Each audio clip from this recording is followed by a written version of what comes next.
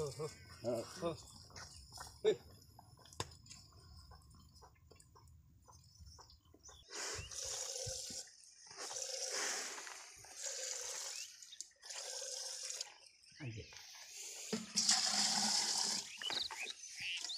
এই খুঁটিটোত 35টা ম'হ আছে।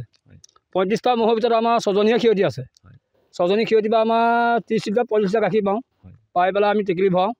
এই বিহু সময়ত আমাৰ টেকেলি গাখীৰ কমো এতিয়া 1 কুইণ্টলৰ ওপৰত গাখীৰ ভৰাই থৈছোঁ। ভৰাই থৈ এতিয়া গাখীৰ সেয়া এতিয়া বিহুৰ কাৰণে নিবহি ৰাইজে। নিয়াৰ পিছত এনেকৈ আমাৰ দৈ পোৱাই যায়। ডেইলি দৈ পোৱা যায় আমাৰ ডেইলি দৈ পোৱা যায় ন? ডেইলি দৈ। আপোনালোকৰ দৈসমূহ কোন কোন স্থানলৈ প্ৰেৰণ কৰা হয়? আমাৰ গোলাঘাট যায়, যোৰহাট যায়। আৰু অৰ্ডাৰ দিলে মানে আমি এতিয়া বিহু বুলি অৰ্ডাৰটো নাই। এতিয়া নহ'লে কাৰোবাৰ বিয়া হয়, সকাম হয়, তালৈ অৰ্ডাৰ আহে, তেতিয়া 1 কুইণ্টেল লাগে, 40 কেজি লাগে, এনেকৈ আমি দি থাকোঁ। দৈসমূহ আপোনাৰ যি দাম, যিটো প্ৰতি লিটাৰত কিমান টকা লয়, গাখীৰৰ কিমান লয়? আমি প্ৰতি লিটাৰ 100 টকাকৈ লওঁ টেকেলিসহ। টেকেলিসহ। আৰু আপোনালোকৰ ইয়াত ওচৰ চুবুৰীয়াত যিসমূহ আছে মানে খুঁটি আছে, সেই খুঁটিসমূহতো উৎপাদন হয় গাখীৰ? গাখীৰ উৎপাদন হয়। আমাৰ ইয়াৰ পৰা কমেও 1/2 কিলোমিটাৰ আঁতৰত আকৌ খুঁটি আছে। সেই খুঁটিটো গাখীৰ এনেকৈ ওলায়, এনেকৈ উৎপাদন কৰি থাকে। এই সোৱাদ ভাল পায়হে ৰাইজে, গোটেই ইয়াতেই ভিৰ। এতিয়া বিহু বুলি কমচে কম 1 কুইণ্টেল 1.5 কুইণ্টেল টেকেলি দেখা পাব আপোনালোকে। এই দেখা পালে গম পাব হয়নে নহয়।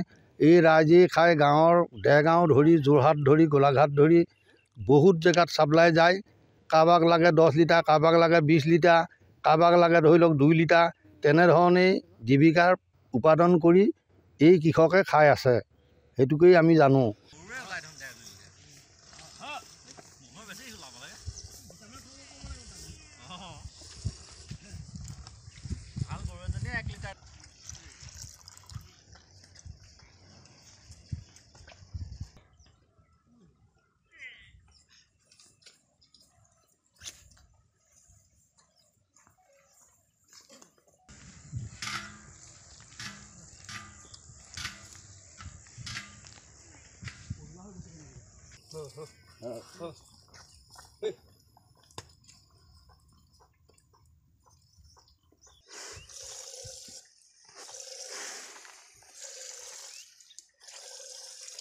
Thank you.